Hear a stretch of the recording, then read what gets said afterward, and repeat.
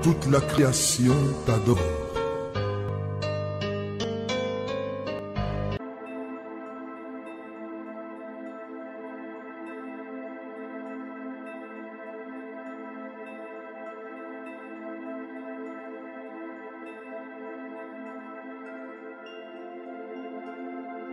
Maintenant, le frère Franck, tu étais où? Tu étais travaillé?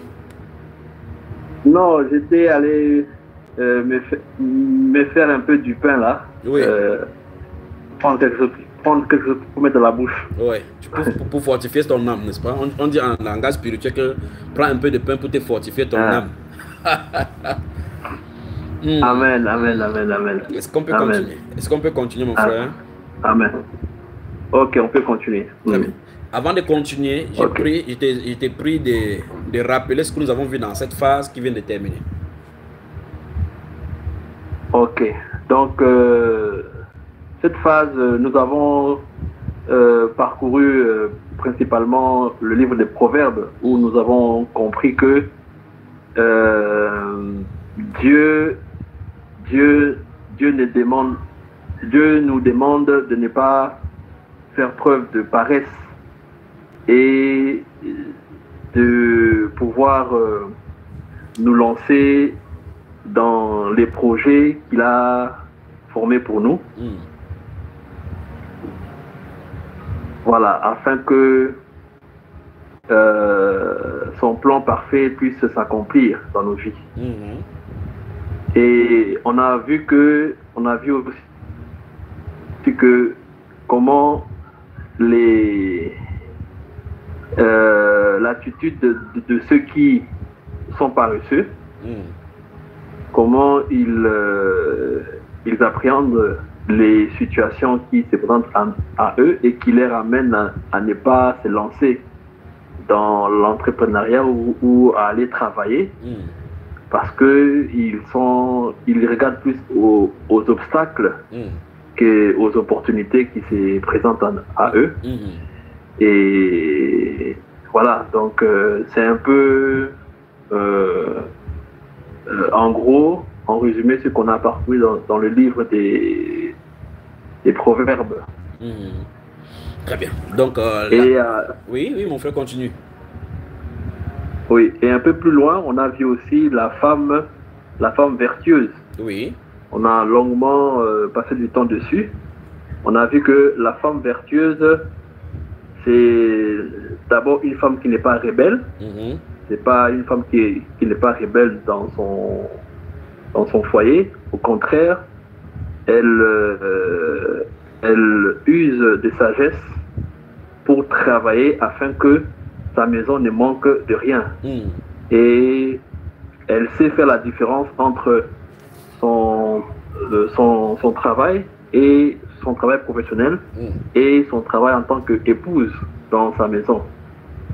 Et à cause de son comportement qui glorifie le Seigneur, cela amène à ce que son mari soit bien vu à l'extérieur et soit apprécié à cause de son attitude et de son comportement. Voilà. Très bien. Merci beaucoup. Merci pour ce précieux résumé, mon frère. Il est important que j'essaie de voir si tout le monde vous en train de m'écouter, si je me fais comprendre, d'accord? C'est pour ça qu'il demande ce résumé chaque fois. Maintenant, dans cette dernière phase, nous allons amorcer dans la dernière phase. Remarquons qu'on n'a pas parlé dans la Sainte Doctrine. Maintenant, nous allons voir maintenant le travail dans la Sainte Doctrine. Qu'est-ce que la Sainte Doctrine enseigne concernant le travail? Et c'est à partir d'ici maintenant qu'on va débunker maintenant cette fausse doctrine qui s'est glissée dans la bergerie de Yves, d'accord? Amen. Très bien. C'est là où nous avançons dans la phase du travail dans la Sainte Doctrine. Tu es prêt à ce que nous disons alors?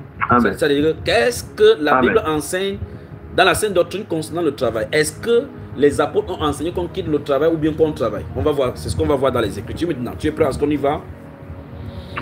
Amen, je suis prêt. Commençons dans Ephésiens chapitre 4, verset 28. Je vais donner successivement les versets. Ephésiens chapitre 4, verset 28, c'est ça? Oui. Éphésiens chapitre 4, verset 28. Ok, on est là. Voilà, je lis le verset 28. Oui. Que celui qui dérobait ne dérobe plus, mais plutôt qu'il travaille en faisant de ses mains ce qui est bien pour avoir de quoi donner à celui qui est dans le besoin. Frère, c'est pas dans la Sainte Doctrine, ça? Ah oui, hein. C'est clair, c'est dans la Sainte Doctrine. C'est tellement terrible. Relis-nous encore, relis-nous encore ça. Magnifique. Relis-nous encore ça. C'est par là on commence. Que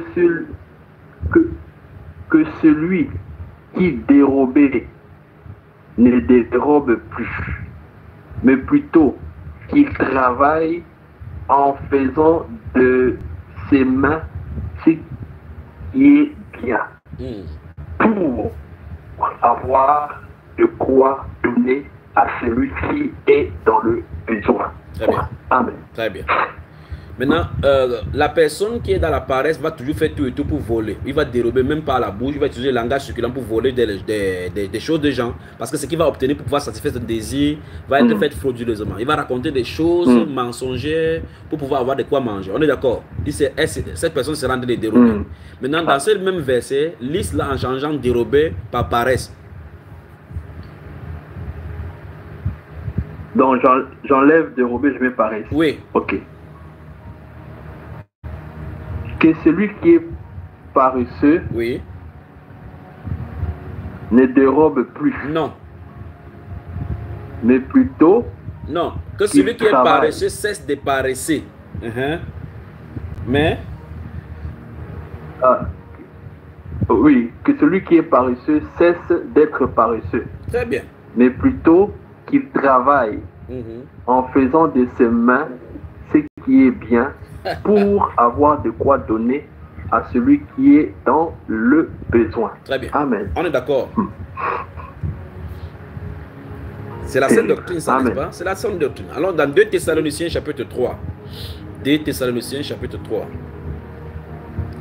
2 Thessaloniciens chapitre 3. On y va? Voilà. On y va? Verset combien? Verset 8 à 12. Qu'est-ce que ça dit? Qu'est-ce que mon grand frère a dit là-bas? Je crois que ça doit être on ne peut plus clair ici. Verset 8.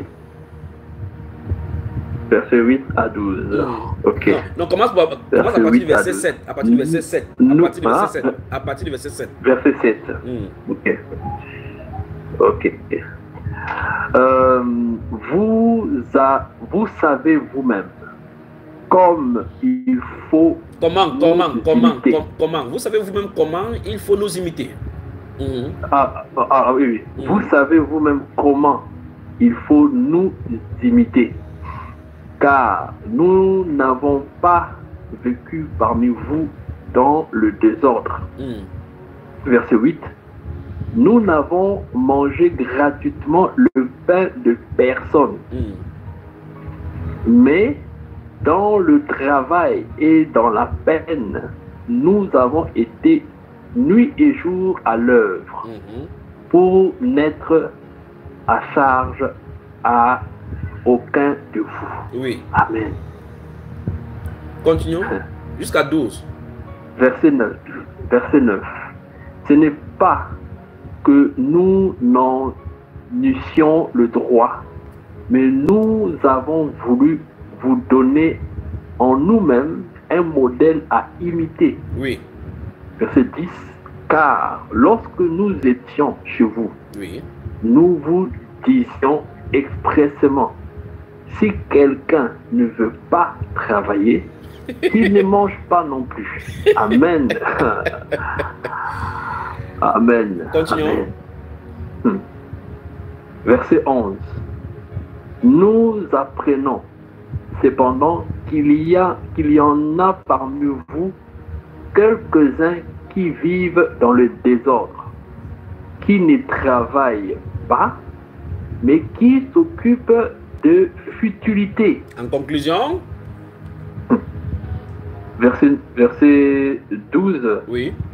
Nous invitons ces gens-là et nous les exhortons par le Seigneur Jésus-Christ à manger leur propre pain en travaillant paisiblement. Bon. Amen. Le verset 12 dit que c'est pas Jésus-Christ qui le font, n'est-ce pas?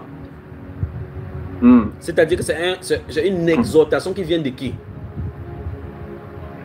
Du Seigneur Jésus-Christ. Donc, dans la Sainte Doctrine, la Sainte Doctrine dit clairement que l'Esprit de Dieu dit que le fait qu'on ne travaille pas est un désordre au milieu chrétien.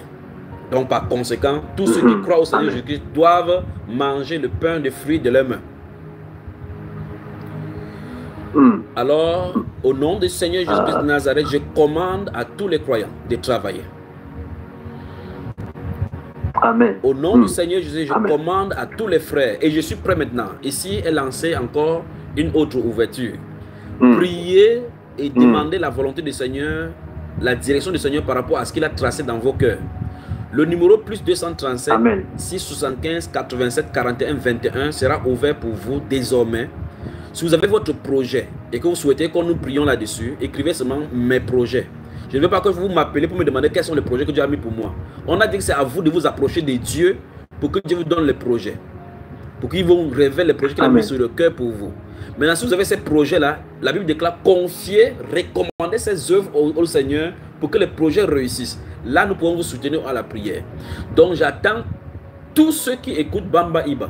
Tous ceux qui écoutent Bamba Iba, j'attends voir les projets au numéro plus 237 675 87 41 21 afin d'y prier et demander si on a une direction d'autre à donner, s'il y a des directives à vous donner.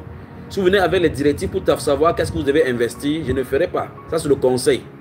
Le conseil est dans une autre direction. Mais si vous avez des projets, vous venez vers moi avec le projet, nous demanderons la volonté du Seigneur, comment il veut que tu implémentes pour cela. Donc je suis à votre disposition désormais pour le faire, afin que le corps de Christ ne tende pas la main dans le désordre et ne va pas en Égypte pour se voir prendre les subsistances. Je suis à votre service. Alors mon frère, est-ce qu'on peut, même si on s'arrêtait aujourd'hui, en lisant juste 2 Thessaloniciens chapitre 3, versets 8 à 12, la Bible dit clairement ici que la Sainte Doctrine dit que Jésus demande aux gens de travailler, pas vrai? Amen. C'est clair, mon frère Junior. C'est clair. Et l'apôtre Paul dit que quand ils étaient là-bas précédemment, parce que nous sommes dans 2 Thessaloniciens, dans le 1 Thessaloniciens, premier livre de Thessaloniciens, quand il dit que quand nous étions chez vous, nous voulons vous montrer un modèle à suivre. Parce qu'il travaille de ses propres mains pour montrer aux gens que voici ce que nous devons faire. Pour cela, j'ai dû ouvrir une entreprise pour montrer aux gens qu'il faut entreprendre. Parce que j'étais en train de leur dire que le réveil qui vient d'arriver, on a besoin des entreprises, on a besoin de faire des choses. Vous voyez ça, mes frères? Alors, il est question de se réveiller. C'est ça. Amen. Il est question de se réveiller. Alors, on a 1 Thessalonicien maintenant. 1 Thessaloniciens. Donc, là maintenant, la règle de l'écriture de la Sainte Doctrine a été déjà établie. Parce qu'on a dit clairement que c'est le Seigneur qui a dit. Lisons-en quelques-uns. 1 Thessaloniciens. 1 Thessaloniciens. Chapitre 1 d'abord. Le verset 3. Qu'est-ce que ça dit? Chapitre 1, verset 3. Ça dit ceci. Nous rappelons. Non, lisons le verset 2. Lisons le verset 2 et 3 pour voir de quoi il est question. Verset 2 et 3 seulement. Voilà. Nous rendons continuellement grâce à Dieu pour vous tous. Faisons mention de vous dans nos prières. Nous rappelons sans cesse l'œuvre de votre foi, le travail de votre charité. Très bien. Nous voyons que clairement, et la fermeté de votre espérance, en notre Seigneur Jésus-Christ, devant Dieu notre Père. Donc nous voyons très bien que la foi de ces gens-ci était manifestée par l'œuvre, par quoi? Par le travail de la charité. La charité, c'est l'amour. Comment est-ce que l'amour était manifeste? Parce qu'ils se rappellent de ça, parce qu'ils ont vu ça à l'œuvre. Ces chrétiens-ci, ces croyants en Christ de Thessalonique-ci, manifestaient l'amour au point où il dit que l'amour était manifeste au milieu d'eux. Ils avaient appris du Seigneur, comme on va voir le chapitre 4 là-bas, où le Seigneur commence à aimer les uns les autres, au point où ils n'ont même pas besoin de s'exprimer. Et cet amour-là est allé dans toute la contrée de la Caïe de la Macédoine, et à Rome, c'est même révélé qu'ils étaient l'église de l'amour. Pourquoi? Parce qu'ils étaient tellement travaillés au point où ils mettaient le travail, le fruit de leur travail au service des uns et des autres. D'accord, mon frère? Alors, chapitre 2. Au chapitre 2. Chapitre 2. Chapitre 2. Ok. Le verset... À partir du verset 3 et on va s'arrêter au verset 9. Ok. 1 Thessaloniciens chapitre 2 verset 3. Car notre prédication ne repose ni sur l'erreur, ni sur des motifs impurs, ni sur la fraude. Verset 4. Mais selon que Dieu nous a jugés dignes de nous confier l'évangile, ainsi nous parlons non comme pour plaire à des hommes, mais pour plaire à Dieu qui sonde nos cœurs. Verset 5. Jamais, en effet, nous n'avons usé des paroles flatteuses, comme vous le savez. Jamais nous n'avons eu la cupidité pour mobile. Dieu en est témoin. Très bien. Verset 6. Nous n'avons point cherché la gloire qui vient des hommes, ni de vous, ni des autres. Nous aurions pu nous produire avec autorité comme apôtres de Christ. Verset 7. Mais nous avons été pleins de douceur au milieu de vous, de même qu'une nourrice prend un tendre soin de ses enfants. Verset 8. Nous aurions voulu, dans notre vive affection pour vous, non seulement vous donner l'évangile de Dieu, mais encore nos propres vies, dont vous nous étiez devenus chers. Alléluia. Verset 9. Vous vous rappelez, frères, notre travail et notre peine, nuit et jour, à l'œuvre pour n'être à charge à aucun de vous. Nous vous avons prêché l'évangile de Dieu. Verset 10. Vous êtes témoins, et Dieu l'est aussi, Très bien. que nous avons eu envers vous qui croyons une conduite sainte, juste et irréprochable. Très bien. Donc nous voyons clairement, oui, amen mon frère, nous voyons très bien que les conduites étaient de façon irréprochable devant Dieu. Et quand il parle d'irréprochable, c'est selon le standard de Dieu.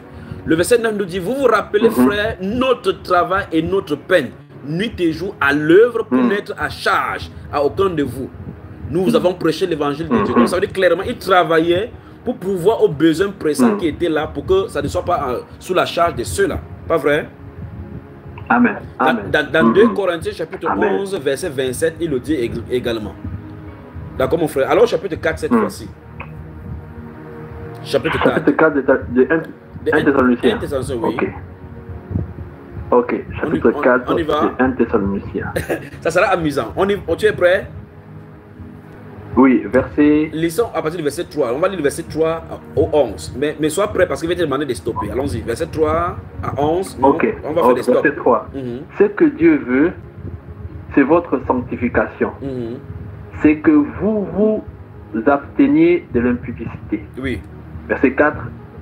C'est que chacun de vous sache posséder son corps dans la sainteté et l'honnêteté. Oui. Verset 5.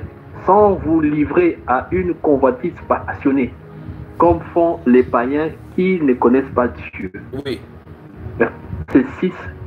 C'est que personne n'use envers son frère des fraudes et de cupidité dans les affaires. Stop là-bas, stop. Donc nous voyons que ça commence au verset 3 en disant ce que Dieu veut. Donc ce que Dieu veut exprime la volonté de Dieu. Il a de révéler la pensée de Dieu. Donc en réalité, ce passage-ci parle de la volonté de Dieu dans notre relation charnelle avec le monde, parle de la relation avec la cupidité, parle de la relation avec la passion de la chair, avec le sexe, avec l'impurité. Et puis parle de la relation dans les affaires, frère. On touche là où? Le monde du travail. Donc dans le verset 6, il dit que c'est que Dieu veut. Bon, si on lit le premier volet du chapitre 3, du verset 3, puis on va directement. Donc lis-nous les 4 premiers mots du verset 3 et puis tu continues au verset 6 pour bien comprendre cela. Allons-y. Voilà. Ce que Dieu veut, c'est votre sanctification. Non, le premier mot. Ce que Dieu veut, oui. Très bien. c'est que personne, ce que Dieu veut, c'est que personne n'use envers son frère de fraude et de cupidité dans les affaires. Stop. Donc ça veut dire que ces frères, s'il faut... Non, non, ça va, frère. Ouais, laisse d'abord la conséquence. Le principe, elle doit être comprise d'abord. Elle doit être comprise. Donc, c'est que le Saint-Esprit va nous révéler ici, c'est que les frères vont faire les affaires entre eux. On se comprend là? Dans le monde, on appelle ça le partenariat, les actionnaires. La sainte doctrine, le travail de la sainte doctrine. Donc, il dit, c'est que personne n'use envers son frère des fraudes, 1, et des cupidités, 2, dans des affaires. Il a précisé, dans les affaires. Vous voyez cela? Dans les affaires. Amen. Dans les affaires. Et il dit que ça, c'est la volonté de Dieu. Ok, le Seigneur dit quoi concrètement dans la sainte doctrine? Vous, les croyants, arrangez-vous à faire les affaires comme vous voyez le monde faire. La sagesse qu'ils font là, ils ont pris ça de nous. C'est nous qui devons l'avoir. Et donc, quand vous faites vos affaires, ne faites pas comme eux, n'ayez pas la cupidité en vous. Donc, vous ne faites pas les affaires pour vous enrichir à outrance. Parce que votre cœur ne doit pas être là-bas. Ne faites pas de fraude dans ces affaires. Puis, il donne maintenant les conséquences. Parce que Dieu, regardez bien, la suite dit quoi? Il dit parce que, voilà pourquoi vous ne devez pas avoir la cupidité et autres. Parce que le Seigneur tire vengeance de toutes ces choses, comme nous vous l'avons déjà dit et attesté. Donc, ça veut dire que la prédication de l'instigation du travail était une prédication cessante et pressante et permanente dans le milieu croyant du 1er siècle. Parce qu'il dit clairement que nous l'avons déjà dit et attesté. Amen. Mon Dieu. Et au verset 8, qu'est-ce qu'il dit? Verset 8, c'est au verset 8. Le verset 8, il conclut quoi? Verset 8. Celui donc qui rejette ses préceptes ne rejette pas un homme, mais Dieu qui vous a aussi donné son Saint-Esprit. Amen. Amen. Donc si tu rejettes les préceptes que Dieu a dit que faites les affaires sans faire la fraude, sans faire la cupidité, tu es en train de rejeter qui, mon frère? Tu es en train de rejeter Dieu. Très bien. Continuons donc verset 11, verset 9 à 11, lisons là-bas. Jusqu'à verset 9 à 12. À 12. Oui. Pour ce qui est de l'amour fraternel, vous n'avez pas besoin qu'on vous en écrive, car vous avez vous-même appris de Dieu à vous aimer les uns les autres. Verset 10. Et c'est aussi ce que vous faites envers tous les frères dans la Macédoine entière. Mais nous vous exhortons, frères, à abandonner toujours, à abonder toujours plus dans cet amour. Verset 11. Oui. Et à mettre votre honneur à vivre tranquille. Oui. À vous occuper de vos propres affaires. Oui. Et à travailler de vos mains, oui, comme nous vous l'avons recommandé. Verset 12. En sorte que vous vous conduisiez honnêtement envers ceux du dehors et que vous n'ayez besoin de personne. Je crois que c'est on ne peut plus clair, n'est-ce pas? C'est pas ça? C'est pas ça, mon frère. Terrible. Amen. Est-ce que n'est-ce pas clair, ici? C'est clair dans la sainte doctrine. C'est clair. C'est clair. Il n'y a rien à dire. C'est clair. Mon Dieu. Et il dit clairement que le but de ce travail, de travailler de cette façon-ci, de façon autonome, c'est pour qu'on ait besoin de personne. Pour qu'on ne tente pas les mains, avec qu'on se conduise honnêtement envers ceux du dehors. C'est-à-dire qu'on ne va pas dehors pour demander quelque chose. On ne va pas à la banque pour prêter l'argent qui vient de la banque satanique de Bilderberg. On ne va pas dans des cotisations de réunions où quelqu'un va prendre ses réunions dans le monde de ténèbres, où une prostituée sera dans la réunion pour vous donner la réunion, l'argent souillé pour que vous veniez faire le business. Investissez, travaillez. Commencez avec le petit que Dieu vous a donné. Commencez avec un capital. Vous avez 50 000, investissez. Ça va multiplier. Prenez le temps. La Bible déclare que regarde avec patience comment le laboureur rabouille avec patience. Prenez garde, faites la patience de la même façon, ça finit par produire. Parce que chaque semence que tu mets, ça va multiplier. Dieu vous appelle au réveil économique en milieu de croyants. C'est le réveil économique. Amen. Amen. Wow. Magnifique.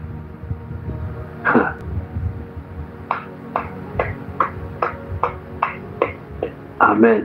Amen. Dieu est bon.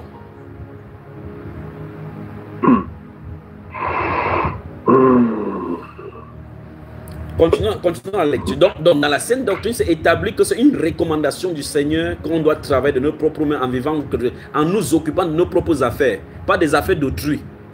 De nos propres affaires, dit la Bible, de nos propres affaires. Pourquoi? Parce que si nous avons nos propres affaires, nous allons selon notre guise. Nous pouvons fermer l'entreprise, ou bien si l'entreprise est en train de tourner, vous pouvez mettre votre entreprise à travail 24 sur 24. Vous employez le monde là-bas parce que fait quoi? Il y a des gens qui vont travailler la nuit, des gens qui vont travailler le jour. Mais qu'est-ce? Vous entendez que les croyants sont en Europe, ils ont 4 travaux, ils ont divisé les 12 heures en 4 tranches de 3 heures. Ils sont allés chercher l'argent. Qu'est-ce qui se passe? Ils sont possédés. Pourquoi? Parce que l'amour de l'argent les a gagnés. C'est quoi? La cupidité. Alors, il est temps maintenant qu'on redéfinisse notre marche avec le Seigneur. On y va? Amen. Très bien. 1 Corinthiens chapitre 4, le verset 12. Verset 11 et 12. 1 Corinthiens. 1 Corinthiens chapitre 4. Verset 11 et 12. 11 et 12. Oui. Ok. Jusqu'à cette heure, nous souffrons la faim, la soif, la nudité. Nous sommes maltraités, errants, ça et là. Verset 12. Nous nous fatiguons à travailler de nos propres mains. Oui. Et, merci. Injuriés, nous bénissons. Oui. Persécutés, nous supportons. Oui. Amen. C'est bien compris, frère? C'est bien compris là? Oui. Donc les obstacles pendant que le travail de leurs mains n'étaient pas des obstacles pour les faire arrêter le travail. On les injure, on fait n'importe comment, ils supportent. C'est pas ce qui est écrit. Alors chapitre 9, verset 16. Verset 16. Chapitre 9, verset 16. Ok. Verset 16 dit ceci. Si j'annonce l'évangile, ce n'est pas pour moi un sujet de gloire. Car chapitre 9. 1 Corinthiens chapitre 9. Oui. Verset 16. Oui, lis verset 15 à 16. Ah, 15 à 16, ok. Pour moi, je n'ai usé d'aucun de ces droits. Et ce n'est pas afin de les réclamer en ma faveur que je crie ainsi. Car j'aimerais mieux mourir que de me laisser enlever ce sujet de gloire. Le frère, si j'annonce l'évangile. Oui. Bon, si j'annonce l'évangile. Le frère Franck, si j'annonce... Attends, le frère Franck, qu'est-ce qui ne va pas avec toi ce soir-ci? Il dit 1 Corinthiens chapitre 9. D'accord? 1 Corinthiens chapitre 9. Oui. Verset... Ok. Dès que tu as lu là-bas, n'est-ce pas? Oui. Remonte au verset 11 et 12. Verset 11 et 12. Ok. Si nous avons sémé parmi vous les biens spirituels, est-ce une grosse affaire si nous moissonnons vos biens temporels? Verset 12. Si d'autres jouissent de ce droit sur vous, n'est-ce pas plutôt à nous d'en jouir? Mais nous n'avons point usé de ce droit.